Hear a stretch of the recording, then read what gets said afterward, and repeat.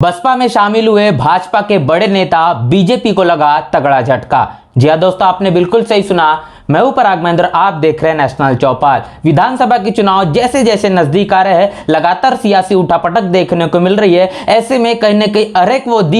दिन जैसे जैसे बीतता है, हर एक दिन पर एक नई नई तस्वीर निकल कर आती है, जहां पर कांग्रेस हो या बीजेपी हो, इनमें बड़े पैमाने पर इस्तीफे देते हुए लोग नजर आ रहे हैं। और ऐसी तस्वीर निकल कर आ रही है मध्य प्रदेश से, जहां पर मध्य प्रदेश के अंदर में बहुजन समाज पार्टी के साथ साथ गोंडवाना गणतंत्र पार्टी का गठबंधन है। और इस गठबंधन को लेकर लगातार जो आसार देखे जा रहे हैं, जो कहने की सकारात्मक भूमिका देखे जा रही है, इससे लगातार लोग प्रभावित भी होते हुए नजर आ रहे हैं। और ऐसे में बता दें कि भारतीय जनता पार्टी के बड़े कद्दावर नेता और कहीं ना कहीं भारतीय जनता पार्टी के माध्यम से आने वाले विधानसभा चुनाव के मद्देनजर रखने वाले जो प्रत्याशी होने वाले थे, लेकिन ऐसे में उनको उनका मान सम्मान नहीं किया जाता, उनको जो उनके उम्मीदों के आधार पर वो खरे नहीं उतारा जाता। और ऐसे में वो बड़े पैमाने पर भारतीय जनता पार्टी से नाराज होते हैं और वो कोशिश करते हैं कि कहीं ना कहीं वो एक बड़े पैमाने पर अगर अपने क्षेत्र के अंदर में नेता है या फिर वो विधानसभा को चुनाव लड़ना चाहते हैं तो वो लड़ पाए। ऐसे में सतना विधानसभा की हम बात कर रहे हैं तो मध्य प्रदेश के अंदर में जो सतना विधानसभा है,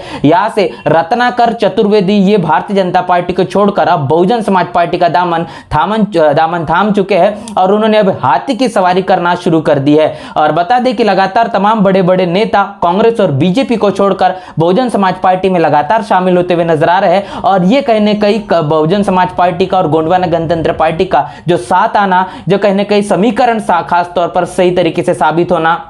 और एक बड़े पैमाने पर दलित और आदिवासी का जो समीकरण बिठाने की कोशिश जो बहुजन समाज पार्टी के माध्यम से की जा रही है, उसके अंतर्गत लगातार लोग जो प्रभावित हो रहे हैं। इससे कहने की यह बताया जा रहा है कि अब लोग कांग्रेस और बीजेपी को छोड़कर खासतौर पर मध्य प्रदेश के अंदर में बहुजन समाज पार्टी में शामिल हो रहे हैं। और ऐसे नहीं तो तमाम बड़े कद्दावर नेता, रत्नाकर चतुर्वेदी ये भी बड़े नेता कहने की भारतीय जनता पार्टी के माने जाते थे और कहीं ना कहीं ये भी कहा जाए कि विधानसभा चुनाव में बड़ी मजबूती से वो ये चुनाव लड़ने वाले थे। लेकिन बीजेपी ने उनके तमाम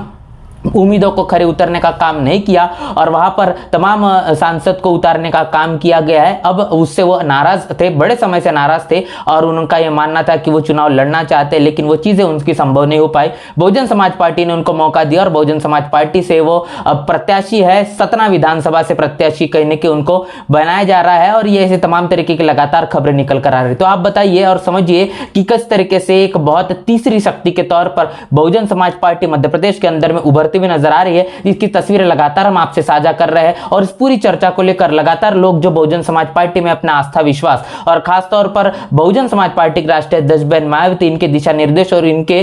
तमाम आदर्शों को जो स्वीकार करने का काम किया जा रहा है, बसपा के तमाम जिस तरीके से सामाजिक परिवर्तन और आर्थिक मुक्ति का आंदोलन जो मिशन मूवमेंट है या फिर जो बहुजन समाज पार्टी इस देश के अंदर परिवर्तन चाहती है, उन तमाम चीजों को अब लोग स्वीकार कर रहे हैं और परिवर्तन चाहते हैं और इसलिए बहुजन समाज पार्टी को अपनी पहली पसंद बना रहे हैं। ऐसे में इस पूरी खबर को लेकर क्या आपकी राय प्रतिक्रिया है, हमें जरूर लिखकर बताएं। बने रहे नेशनल चौपाल के साथ, मिलते हैं नए वीडियो में, तब तक के लिए जय भीम